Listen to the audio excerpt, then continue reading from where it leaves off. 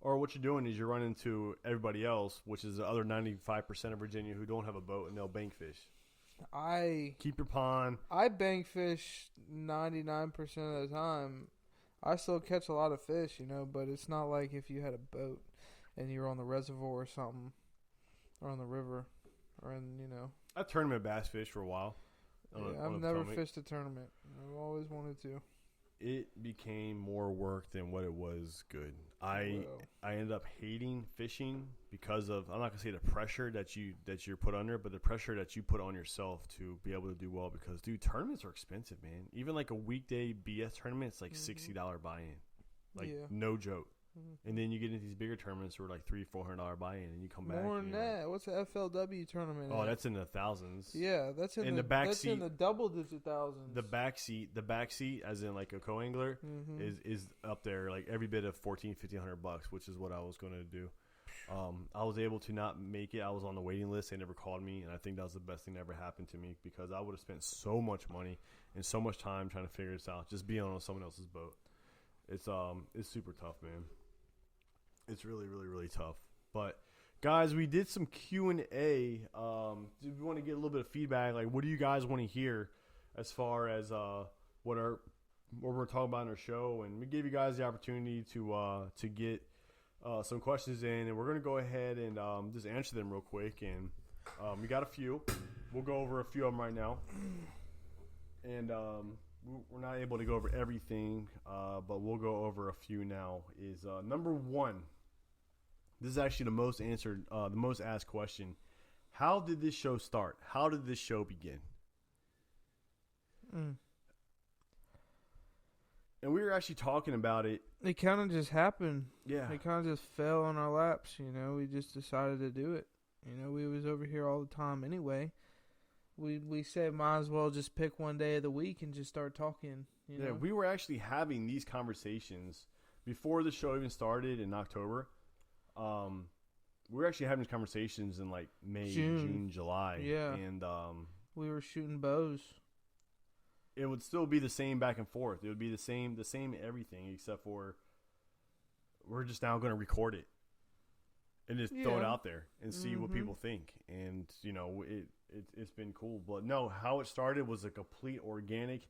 Hey, let's just record what we're currently talking about.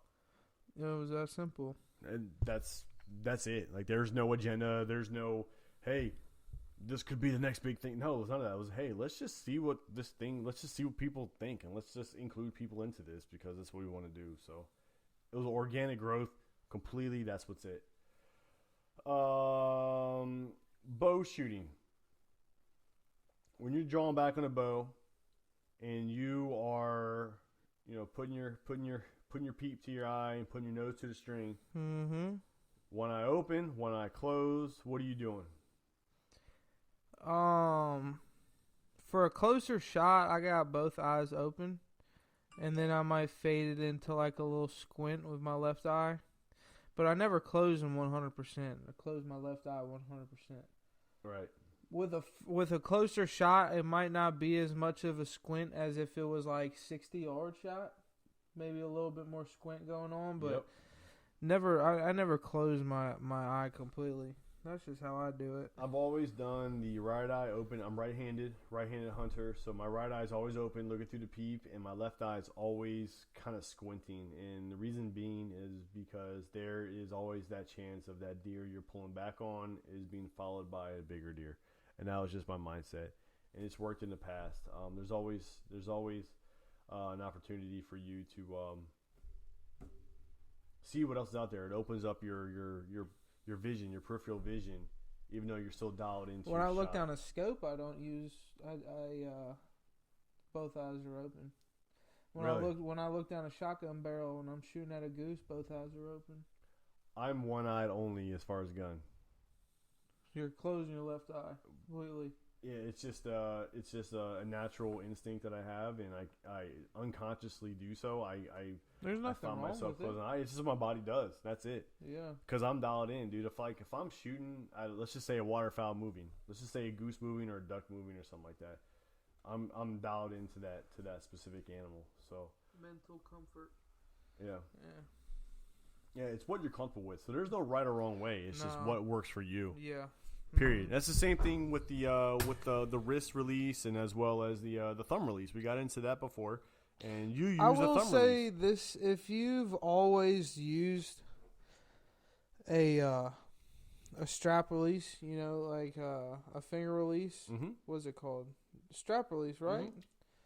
And you've never used a thumb release, I would at least see if your buddy has one and try to shoot one. The worst thing that can happen is that you don't like it, you know. But what I found is that I shot one and I ended up really, really, really liking it. It actually made me a little bit more accurate, and I won't go back to a trigger finger release again. I don't think. Okay, so yeah, because Dad's laughing in there because he tried to use it and it was really bad. It was not for him. It was really bad. So all right, I'm going to ask you, and maybe even ask you guys online right now. I own a wrist, a sling release, and then I also own a thumb release.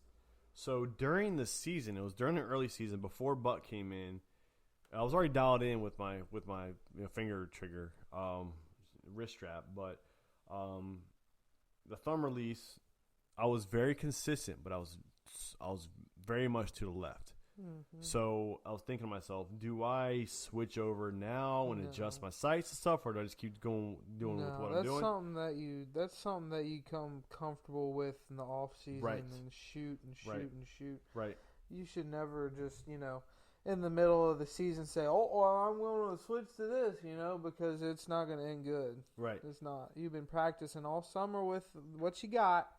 Stick to what you got, and then, switch it out or try to switch it out in the spring or summertime if you're going to do so. Yeah. So I was also able to find out that if you had a thumb release, you don't have anything holding you back as far as your wrist. So if you needed to layer on or layer off, you're able to do so freely because your bow's hanging up with the release already on it. It is kind of a pain in the butt though to keep track of it. I just put it in my pocket, no big deal. But sometimes you're like, oh, it's not in my pocket. Where's my release at? Like, oh, it's in my other pocket. Right. Which I always keep another release in my bag, but it's a trigger finger release. So it's like, what good am I doing? It's just going to, but throw yourself off. At least you got one. Shoot. That's true. So, guys, I'm actually going to be, this coming up season, I know I need to tune my bow up a little bit. Connor got his bow tuned up. No, it needs to get tuned. We'll get it retuned. I need to get a new bow. I disagree. I don't know. I disagree. Connor was shooting bullseyes. I need to get another bow then. Okay. Well, we're open to that. We'll definitely knock that out. But we'll get into that later. That's going to be something that we're going to do later on in our show. Earlier on for early season, we're going to get into shooting and stuff like that. And we'll probably even do a show outside, man, while we're shooting, just to show the organics and the foundation of this show is just out there just shooting shit and just talking about it. So I'm going to a thumb release in the beginning of the year, and I'm going to stick with it until at least June or July. And if I know it's not for me, I'll have at least from July to August to get it back dialed into my wrist strap. But, yeah, man, this shed thing, for some reason it intrigues me. It intrigues me a lot. But then again, I was super intrigued by It's a really great feeling to find a shed. I will tell you that. But it's also pretty disappointing when you go out and look and you don't find anything. You've been walking all day. But then, you got to kind of separate the wins and the losses with that because, you might not have found a shed, but then you walk some ground, and then you get to see more stuff and that could benefit you. But I'm just trying to find the value in shed hunting, in my opinion. I'm not against it. Trust me, I'm all for it. I would love to find it. Yeah. I want to find the value in it. What? But what I see is a deer that is in late season on your property. It might not even be there the time that it comes back around. Right. Unless you have really, really good pictures of him, and you found a shed where he lives, But most of the time, you're not going to see that deer. That deer's not going to be living there when you're hunting him. Because they change their patterns, man. But they don't change, the deer still use the patterns that the deer, you know what I'm saying? Like, it's natural funnels and stuff. It's like highways and roads here. Unless they're thrown off, dude. And even in Northern Virginia, man, you can have something. You can have bedding 20 yards away. You can have water source 20 yards away.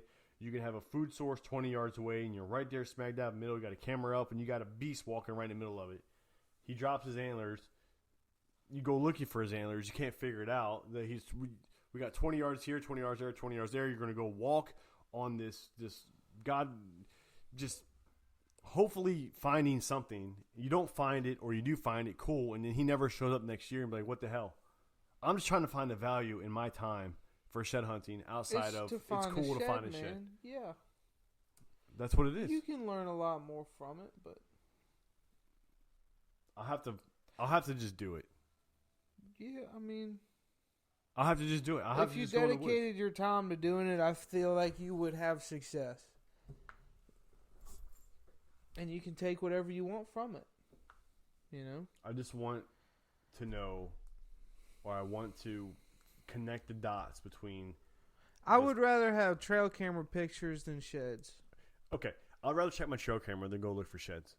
Yeah, I mean, I'd rather check my trail camera. I always look for them. I don't look for them religiously.